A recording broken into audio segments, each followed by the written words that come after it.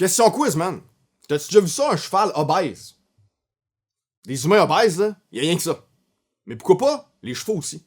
Pourquoi les chevaux sont pas obèses? Ou bien les vaches? Pourquoi les vaches sont toujours ripped? C'est-tu beau des vaches? Moi, j'aime ça les vaches. J'aimerais ça avoir une vache un jour. Fait que pourquoi est-ce que les chevaux sont pas obèses? Parce qu'ils mangent la bonne nourriture. Ils mangent de l'herbe, du foin, pis that's it. Pis ils sont supposés juste manger ça. Mes enfants, ils ont un petit livre à la maison qui montre ce que chaque type d'animal mange. Puis là, tu dois associer la bonne affaire à manger avec le bon animal. Le lapin mange la carotte. Le cheval mange l'avoine. La chenille mange la feuille. Mais l'homme, il mange quoi selon cette logique-là?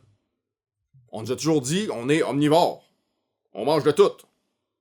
Jusque-là, ça va. L'homme mange plein de types d'aliments différents. On va jouer un jeu. Comme dans Passe-Partout. Je vais te montrer des affaires, puis tu vas me dire si c'est des aliments ou non. Alright? Une pomme. Un céleri.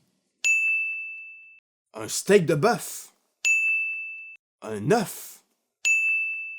Un Joe Louis. Voilà. Voilà le problème. Le Joe Louis. Omnivore, carnivore, herbivore, personne est supposé de manger de Joe Louis. Quand le cheval mange de l'herbe, il devient ripped. Quand l'humain mange le Joe Louis, il devient obèse. Parce que c'est pas de la bouffe. OK? Mélange dans un blender des œufs, des fruits, c'est de la bouffe. Mélange de la viande, des épices, des légumes, du riz d'un bol, c'est de la bouffe. Ça, là, c'est pas de la bouffe. C'est quelque chose d'autre. Il y a des choses qui sont mangeables, mais qui devraient pas être mangées. Parce que ça consiste pas de la nourriture. C'est de la cochonnerie. Puis aujourd'hui, je vais te parler des 5 pires cochonneries que tu peux pas ingérer, qui te font grossir à vue d'œil. L'aspartame. Un des premiers édulcorants jamais découverts. Il a d'ailleurs été découvert par erreur. Il y a un chimiste qui travaillait pour une compagnie pharmaceutique, qui s'est liché le doigt de mon nez, puis il a fait « Hein, ça goûte sucré ». Puis, ils ont fait un produit à partir de ça. C'est un édulcorant. Ce qui veut dire que c'est une substance qui goûte sucré, mais qui est pas du sucre. Juste ça, ça devrait être suffisant pour dire what the fuck. OK? Tout le monde mange trop de sucre, fait que on va remplacer ça par un produit chimique qui donne l'illusion à ton cerveau que quand tu le manges, c'est du sucre. Encore une fois, what the fuck? Toutes les versions diète de tes affaires préférées, là, c'est rempli à rabord d'aspartame. Il y en a beaucoup aussi dans la gomme. La gomme à mâcher, là, sans sucre. Fait intéressant, l'aspartame est considéré avant tout comme un produit chimique. C'est pourquoi il doit être annoncé sur le devant d'une étiquette. Pas juste dans les ingrédients. Kinda fucking creepy. Le glucose-fructose. Le glucose-fructose, c'est comme du sucre, mais pire. On pourrait dire que ça l'a remplacé le sucre. Mais en même temps, le glucose-fructose, il est arrivé en même temps que l'industrialisation massive de l'alimentation. Fait que c'est comme arrivé en même temps. Puis la raison pourquoi il est autant utilisé en industrie, c'est parce qu'il coûte moins cher à produire. L'autre raison qui est partout, c'est parce que ils se sont rendus compte que le glucose-fructose, contrairement au sucre, il est pas détecté par le corps comme un aliment. Ce qui veut dire que tu peux en manger plus, puis tu le sens comme pas. Ton 2 litres de Pepsi, là, tu le sens pas passer. Non seulement ça, mais c'est prouvé que le glucose-fructose augmente l'appétit. Which is good for those motherfuckers. Selon moi, l'épidémie d'obésité sur la planète est en grande partie attribuable au glucose-fructose. Comme additif et comme phénomène. Ultimement, quand tu vois glucose-fructose dans ta liste d'ingrédients, tu le sais que c'est de la bouffe de pauvre. Ça vient d'une boîte, pis ça a été fait d'une usine. OK? C'est juste fucking BS. Les huiles végétales. Étant un petit garçon, je me suis toujours demandé quels étaient les légumes qu'ils utilisaient pour faire l'huile végétale. Turns out, c'est pas exactement ça. Les huiles végétales, ou seed oil en anglais, c'est comme une catégorie d'huiles qui sont extraites de différentes plantes comme le soya, le canola, le tournesol, puis les peanuts. Ces huiles-là se retrouvent principalement dans les cochonneries industrielles. Les gâteaux, les biscuits, les pizzas, puis tout ce qui est friture. Les frites, les chips, tous les autres cossins qui sont frits dans l'huile. Ultimement, c'est pas compliqué, les industriels, ils veulent prendre l'huile la plus BS possible pour sauver de l'argent. Et voici pourquoi c'est pas exactement la même chose que, mettons, de l'huile d'olive. Puis même là, c'est pas n'importe quelle huile d'olive, mais je parle d'une huile d'olive première pression à froid. Pour faire de l'huile, tu dois l'extraire de la matière première. Dans ton olive, tu as de l'huile. Quand tu écrases l'olive, tu recueilles l'huile. C'est quand même simple.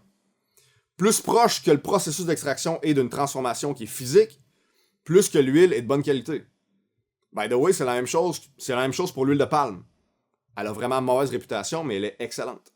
Parce qu'elle est proche de la transformation physique. Plus qu'une huile est facile à obtenir, plus qu'elle est haute en gras saturé. Ce qui est une bonne chose. Le beurre, l'huile de coco, le beurre de cacao, l'huile de palme, l'huile d'olive, puis le suif de bœuf. De l'autre côté, plus que le processus d'extraction est compliqué, plus que tu t'éloignes de la nature, puis plus que tu te retrouves avec un produit haut en gras polyinsaturé, ce qui est pas bon. Le processus d'extraction, mettons, de l'huile de canola, c'est vraiment, vraiment complexe. Plein d'étapes, des grosses machines, tu peux pas faire ça dans ton cabanon. Les huiles végétales sont encore une fois le signe que tu t'apprêtes à manger de quoi de dégueu, puis créer des réactions inflammatoires dans ton tube digestif. So it's bad. Les microplastiques. Ça, c'est pas quelque chose qu'on ingère directement comme un additif alimentaire, mais c'est quelque chose qu'on ingère par exposition secondaire.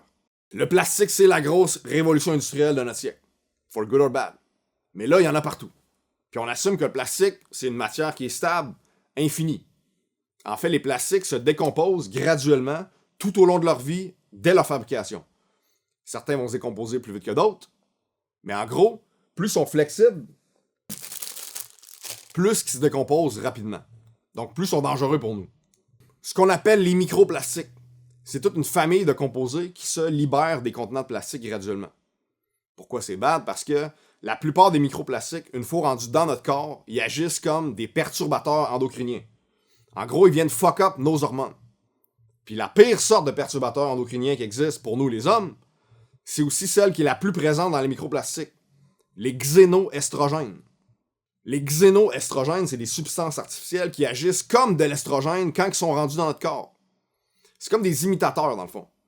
Puis l'estrogène, ben, c'est la pire... C'est pas mal le contraire de ce que tu vas avoir dans ton corps, comme homme. Bro, le plastique veut te faire transitionner. I don't like them putting chemicals in the water that turn the friggin' frogs gay. Le glutamate monosodique, ou MSG.